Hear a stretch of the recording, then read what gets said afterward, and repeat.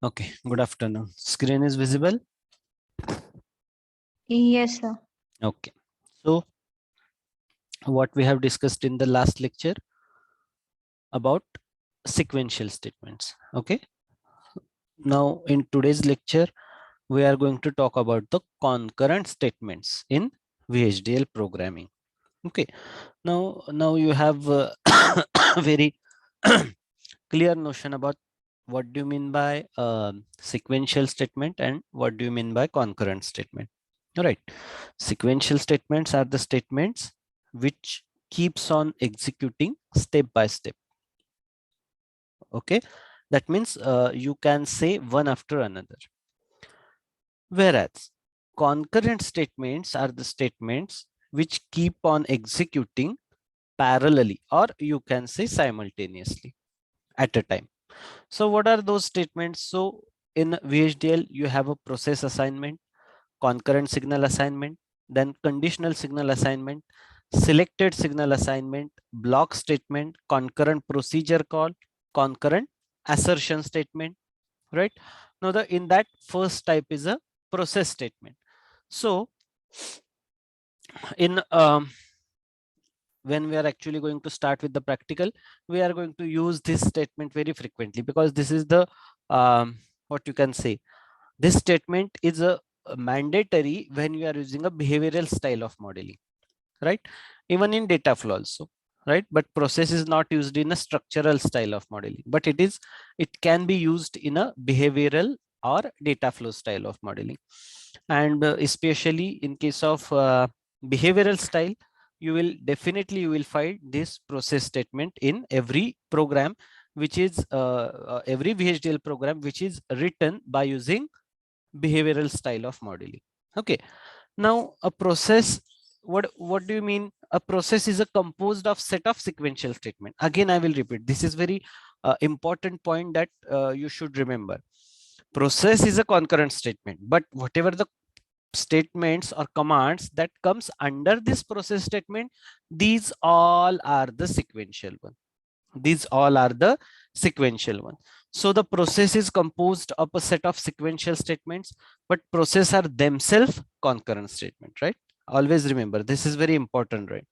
Process is a composed of set of sequential statements, but processes are themselves concurrent statement. म्हणजे process हे स्वतः concurrent statement आहे, पण process स्टेटमेंटच्या जे under जी statement येतात ती सगळी सिक्वेन्शियल असतात.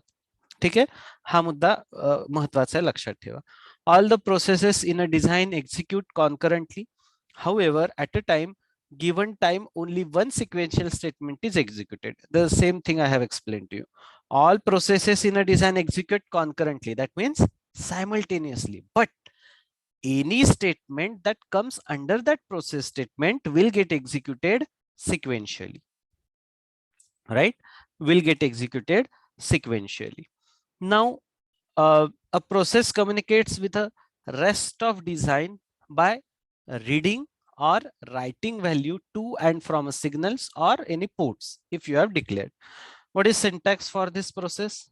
Label, then process, then you have a certain sensitivity list. That means on whom you should apply the process. Then you have a some process declaration part. Then you must have a essential word begin, and after that begin you have a list of sequential statements, and finally end process. Next, process declaration part. So in that process declaration part, what it includes? So it can be a variable declaration, it can be a constant declaration, it can be a type declaration, it can be a subtype declaration, it can be a subprogram body, it can be a alias declaration, and use of any clause, right? And all statements after that process and after begin is all are the sequential one, right? And we have already described the sequential statements.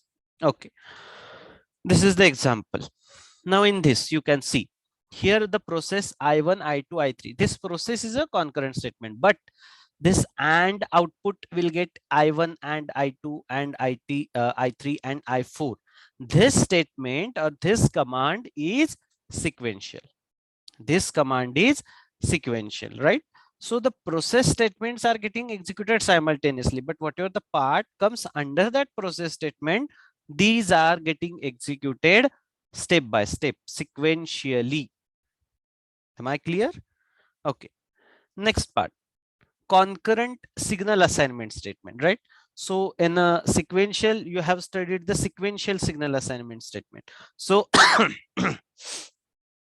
similarly, for a concurrent statements, you can have the concurrent signal assignment statement. So this is another form of signal assignment, is a concurrent signal assignment, which is used outside of a process but within an architecture. Within an architecture. So what is syntax for this? Syntax for this is target signal, then expression, then after time expression, then similar to the sequential signal assignment, the after clause is ignored by the synthesizer. So this when you synthesize this, the after clause can be ignored, but you have to mention the time expression. That is very essential. And any signal on the right side of the assignment is like a sensitivity list element. So whatever the signal statements that you are using, so while studying the data objects, how to declare the signal, we have already discussed, right? So this is the example of concurrent signal assignment statement. So you can see here in the first example, you have a signal I1, I2, I3, I4, and out or out. Then it's a type of bit, that means it's a single bit signal. Begin, it's a mandatory keyword. And then after begin, whatever the statements that you are finding, all these are the sequential statement. So in this way, you can use this concurrent signal assignment statement. Next part is a conditional signal assignment statement. So what is the difference between the concurrent signal assignment and conditional signal assignment? So in case of conditional signal assignment, it has one target but can have more than one expression. In case of concurrent signal assignment, right, it has only one target and one expression. But in case of conditional signal assignment, it has one target but more than one expression. In case of concurrent, it has one target and one expression. This is the only difference. Rest of the things are same. And when the conditions are evaluated sequentially, if one condition evaluates to true, then the corresponding expression is used, otherwise the remaining expression is used. That means you have to give at least two expression. Why? Because if one is true, okay, fine, that part will get executed. But if another is that first one is a false or not true, then your second must be getting executed. Okay, so in case of conditional signal assignment, you have to mention at least two statements. So this is the example of conditional signal assignment. The next part is a selected signal assignment. So what is this selected signal assignment? So a selective signal assignment statement can be used only one target and can have only one with expression. This value is tested for a match in a manner similar to the case statement. So in case of selected signal assignment, you have only one target and one expression, and that should be condition of with, right? Only one with expression.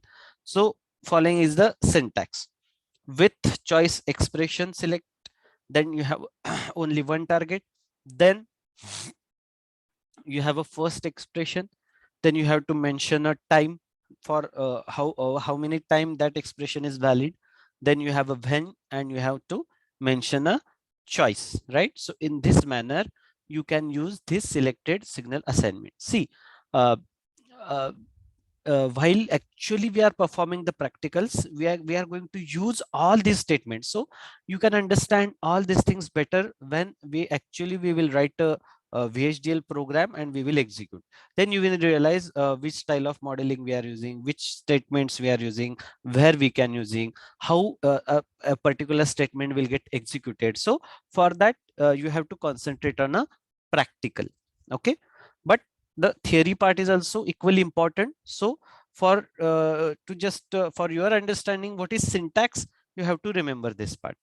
Okay, and there is one you can say restriction to this selected signal assignment statement, and is that you cannot use this selected signal assignment in a process. Okay, so in a after process, in a process, in what after process, after begin statement, you cannot use this selected signal assignment.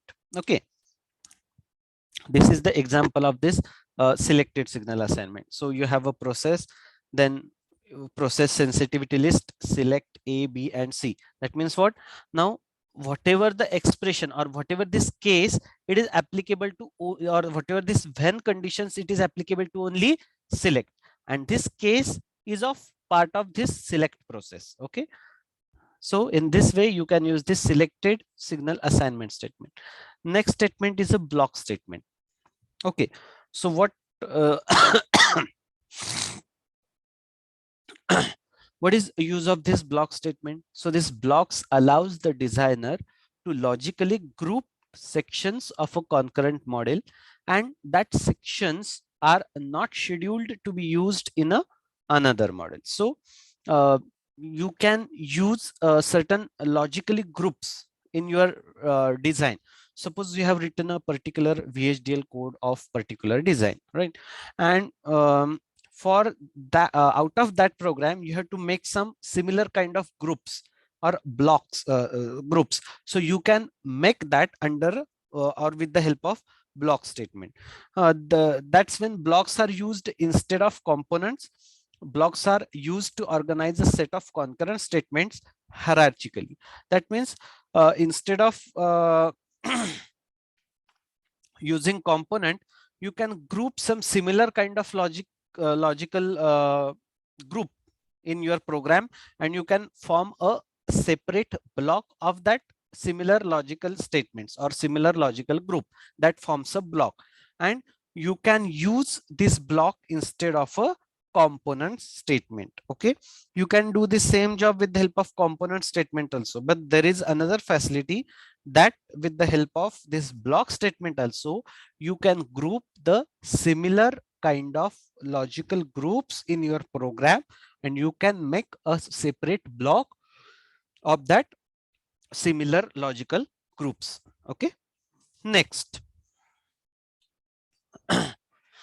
What is there in this block declarative part? So this block declarative part can have the following items: signal declaration, then constant declaration, type declaration, subtype declaration, subprogram body, alias declaration, use clause, and component declaration. Okay, so these are the essential elements or essential items that you must include in the block declarative part. Okay, then the objects declared in a block are visible to that block, and all blocks are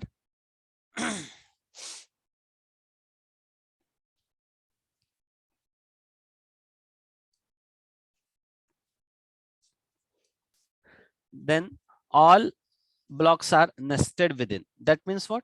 This all blocks are nested within each other. That means in the way you have made the blocks and you have arranged them, these all blocks are nested with each other. Okay, and when a child block declares an object with the same name as the one in the parent block, then this child block will get executed with respect to the parent block. Okay, that means there is a one major parent block, and out of that parent block, again you can subgroup the similar logical things, and you can other from the sub blocks, that is known as the child blocks. So these child blocks are always nested with the, or it is a part of the parent block. That means the major block. Okay, so this is what the example of this block statement. So this is the parent block, this block B1. Okay, then this B1 of 1 is the child block, which is a part of this parent block, and this is again a separate parent block. And you can have this signal S as a bit. That means what? Now this is a kind of similar logic that you have what we can say that you have got out of the, or that you have opted out from your entire design. that you come to the conclusion that okay, these things are the similar logic groups, and you have combined them in a single group, which is called as block. Okay, now next statement is a concurrent procedure calls. So what is this concurrent procedure calls? So this concurrent procedure call is a procedure call that is executed outside of a process. It stands alone in an architecture. Concurrent procedure call. Now what you must include in a concurrent procedure call? So there are certain parameters that you must include in a concurrent procedure call. Which are those parameters? So it must has in, out and in out parameters. Second thing, may have more than one return value, right? As it is a procedure, it can return a more than one value. It considered a statement, right? It should be considered as a statement. And the finally is equivalent to a process containing a signal procedure call. Okay, so this particular statement is very equivalent to a signal procedure call. Okay, now again I will repeat, what are the mandatory part of this? It must has a in, out and in out parameters. That means you can declare in, out or in, out, any one of them, right? Or any two of them or all of them, no problem. It can return or it may return more than one return value. It is considered as a statement and is equivalent to a process containing a signal procedure call. Then this is the example of this concurrent procedure call. So you have to bound to that 4 rule, and then you can write the concurrent procedure call. Okay, now this concurrent assertion statement performs the same action and is used for the same reason as the sequential assertion statement with a process. And there is one very important point that you should remember in case of concurrent assertion statement is this statement is used for a simulation purpose only. That means this concurrent assertion statement you will find in a test bench code only. In our normal VHDL code, right, you cannot use this concurrent assertion statement. This concurrent assertion statement you can use in a only and only simulation purpose. That means in case of test bench, in case of VHDL you can say VHDL test bench. Okay, now next is a subprograms. Okay, what is this subprograms? So subprograms is a kind of consist of a function and procedure, and that can be evoked repeatedly from different location in a VHDL description. So based on the or you can say subprogram, it provides two kinds of subprograms, or in a VHDL also there are two types of subprograms. First one is a procedures and second one is a function. Now what is difference between the function and procedure, right? So these points you should remember for the function. Okay, to whom you should call a function? So first point is functions are invoked as an expression. This is the first point. Functions are invoked as a expression. Second point, it always return just one argument. Function always return just one argument. Third point, all parameters of function must be of mode in, right? You cannot use in out or out mode in case of functions. It must be of mode input. Then next part, all parameters of function must be class of signal or constant. That means in a case of functions you cannot use variables, right? The parameters in the function that must be of a class of either you can use signal or constant. Variable is not allowed. Next rule you can say, or next part is function must declare the type of value it returns. Function must declare a type of value that that function returns, and function statement cannot contain wait statement. Okay, wait statement is a type of sequential statements, but you cannot use that wait statement in a function. Okay, so this is about the function. Again, I will repeat to whom you should call a function, or what is characteristics of function. It function is invoked as expression. It always return just one argument. All parameters of function must be of mode n. Then all parameters of function must be class of signal or constant, must declare a type of value it returns, and it cannot contain wait statement. So this is all about the function. This is example of function, or syntax of function. Then you must have identifier interface list, then return type mark is, then you have a subprogram declarative part, then begin. After begin you have a sequential statement and end identifier. Okay, so this identifier defines the name of the function, and then the interface list defines the formal parameters of the function, and each parameter is defined using the following syntax. What is syntax to define the each parameter? So class, then name list, then its mode, type name, and expression. Whereas the class, it can be of constant or signal, and mode is but obvious of type in. And if you won't select any specific mode type, then by default, right, by default it will consider as a in only. म्हणजे तुम्ही जर का mode दिलाच नाही तर तो by default कुठला mode घेतो? इनपुट. फंक्शन बाय डिफॉल्ट कुठला मोड घेतो? इनपुट. आणि class you have to mention whether it is a constant or signal. And again, if you have not mentioned class also, then by default it will consider the class as a constant. म्हणजे unless and until you will specify, by default it will consider class as a constant and mode as a input. म्हणजे तुम्ही कुठलाही mode जर का प्रीडिफाईन केला नाही तर by default तो मोड इनपुट कन्सिडर करतो आणि क्लास कॉन्स्टंट असं कन्सिडर करतो. Okay, then about procedure. So what do you mean by procedures? So procedures are invoked as a statements and it can return none, one or more argument. म्हणजे बघा आता function invoked as a expression, पण procedure कसे invoke होतात? Statement म्हणून. Function काय return करतं? Only one argument. पण procedure it can return one or more argument and in some cases even none argument. Right, difference समजावून घ्या व्यवस्थित. फंक्शन मध्ये पॅरामीटर्स कुठले आपण घेत होतो? Parameters of procedure, of mode, in out and in out. Procedure मध्ये तिन्ही टाईपचे चालतात. फंक्शन मध्ये कुठला चालतो? फक्त इनपुट. प्रोसिजर मध्ये all parameters must be class of signal, constant और व्हेरिएबल. इथे तिन्ही क्लास चालतात. फंक्शन मध्ये कुठले क्लास? सिग्नल आणि कॉन्स्टंट. व्हेरिएबल चालत नाही फंक्शन मध्ये. प्रोसिजर मध्ये तिन्ही चालतं. आणि चौथा पॉइंट काय होता तिकडे, की फंक्शन मध्ये तुम्हाला वेट स्टेटमेंट यूज करता येत नाही, पण प्रोसिजर मध्ये you can use, or it may contain wait statement. It may contain wait statement. Right, so this is the difference between the function and procedure.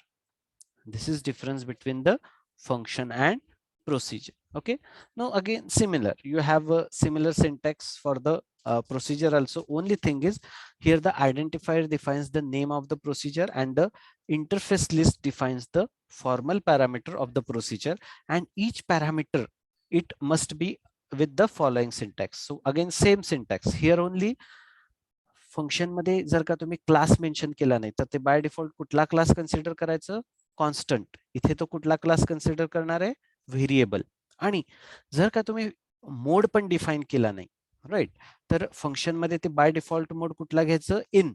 इथे पण ते बाय डिफॉल्ट मोड इनच घेतं procedure मध्ये पण, unless and until you are not define. Yes, if you define mode as a input, output or in out based on your choice, and if you define a particular class also, no problem, then it will accept that class and that mode. But if you haven't mentioned class as well as mode, then by default it will consider class as a variable and mode as a input. Okay, so this thing you have to remember, a difference between the function and procedure. This is example of procedure, how you can use the procedure call in a VHDL program. Okay, now Next part is a packages. Okay, next part is a packages. So we have already discussed this part. What do you mean by packages? So basically, packages are to store a common subprograms, data types and constants. Packages कशासाठी वापरतो? Packages are used to store a common subprograms, data types, constants, etc. Right? Similar to the library. Library is what? Library is a place where you can store the commonly used data. Right? You can store a commonly used data. So package also kind of very similar to the library only. It is also used to store a common subprograms, data types, constant, etc. Right?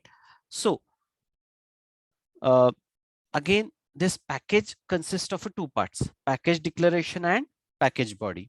Right? So we have already discussed this part. So what is this package declaration? So first you have a word package, then package name is, then package declarative items, and end package name. This is for the package declaration. Now what you can use for a package body? Okay, so in case of package body, you can use the another type of what we can say syntax that we have already discussed. So for example, uh, if you have a command use IEEE 1164 library, in that dot standard logic dot all, right? We have already discussed this example. So what it means? So it means the library is IEEE, then 1164, then in that package type it's standard logic, and in that you are using the all items in that package. म्हणजे पहिले library, लायब्ररीच्या आत package आणि पॅकेजच्या आत items. In very simple language, पहिले library, लायब्ररीच्या आत package, पॅकेजच्या आत items. So in that way you can use different packages in the VHDL. Okay, so this is all about the first unit. Okay, introduction to EDA tool and VHDL programming. Again, in a very short, I will summarize what we have learned in this unit. So first we have discussed about the what is need of EDA tool, right? What is need of EDA tool? So for a complex digital circuit, if you go for the manual design, it is very complex and time consuming. So to have the simplicity in the complex digital design, we must use the EDA tools, right? And what are different EDA tools that we have? There are many EDA tools we have, but in case of digital design, we are using the hardware description languages. Which EDA tool we are using? Hardware description languages. Now in that, what are different hardware description languages that we have studied? In case of this digital design, there are basically three majorly used hardware description language: VHDL, Verilog, and System Verilog, right? So VHDL is Pascal based, Verilog is C based, and System Verilog is C++ based. Okay, this is the difference. Then we have studied about the VHDL programming. Then in that we have studied the first basic building blocks of VHDL program, right?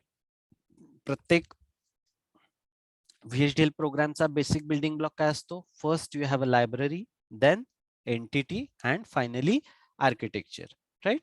So we have studied about each and every individual block. What do you mean by library? What do you mean by entity? What do you mean by architecture, right? So in a library, again you have a packages and sometime configuration, right? Where we are using configuration, a single entity can have multiple architectures. बरोबर आहे. एका एंटिटीला अनेक architectures असू शकतात. मग ते त्या आर्किटेक्चरशी associate करण्यासाठी तुम्ही कॉन्फिगरेशन वापरता. बरोबर आहे. एका एंटिटीला suppose you have for a single entity you have a different 4 architectures. Now to correlate that 4 architecture with that single entity, you are using the configurations. Okay, now in that entity again you have a generic declaration and port declaration. Generic declaration is used to declare a constants, right? Entity मध्ये तुम्हाला constants declare करायचे असतात तेव्हा तुम्ही generic declaration वापरता. आणि If you have to declare some other parameters, then you can use port declaration. Then what we have studied? We have studied the architecture. Now in VHDL programming, how many types of architectures that we have? Behavioral, data flow and structural. बरोबर की नाही? हे सगळं मी revise करतो एकदा, व्यवस्थित ऐका. अख्खा unit behavioural, structural आणि डेटा फ्लो. बरोबर आहे. त्याच्यानंतर आपण काय शिकलो? Data objects. कुठल्या डेटा ऑब्जेक्ट्स आहेत VHDL मध्ये? Signal, variable, constant. This is the data objects. Data objects नंतर what we have learned? Data types, right? So there are n number of data types: integer, standard logic vector, record, array, all that. Big list is there. Then after that we have learned about the operators. How many classes of operators are there? 6 classes. Which are those? Which are those? There are 6 classes of operators. Which are those? Logical, then relational, shift operator, adding, multiplying and miscellaneous, where logical operator is having the lowest priority, whereas miscellaneous operator having the highest priority, right? So this is about the operator. Then we have learned about the operands, right? We have different types of operands: allies, non-allies, right? The what we can say, different standard logic operands are there, which is used for in the case of to declare a standard logic type, that is 9 valued, that we have discussed in a data type. So we have discussed about the different types of operands also. After operands, we have discussed about the different statements that we can use in a VHDL. First, we have studied about the sequential statements, then we have studied about the concurrent statements, right? So there are different sequential statements that we can use in VHDL programming, as well as there are different concurrent statements that we can use in a VHDL also. So basic difference between the sequential and concurrent one is: sequential statement means step by step execution, concurrent statement means at a time parallel execution. So this is all about the sequential statement and concurrent statement. After that, what we have learned about the subprograms. Okay, so in subprograms we have two types: function and procedure. So what is difference between function and procedure, that we have discussed. And finally we have discussed about the packages also. So in package, that includes two parts: package declaration and package body. So you have different syntax for the package declaration as well as package body. So it is all about unit number first. Okay, so today we have finished with the unit number first. Next lecture onwards we will start with the unit number 2. Okay, so if you have any doubt, query related to unit number first, you can ask me right now.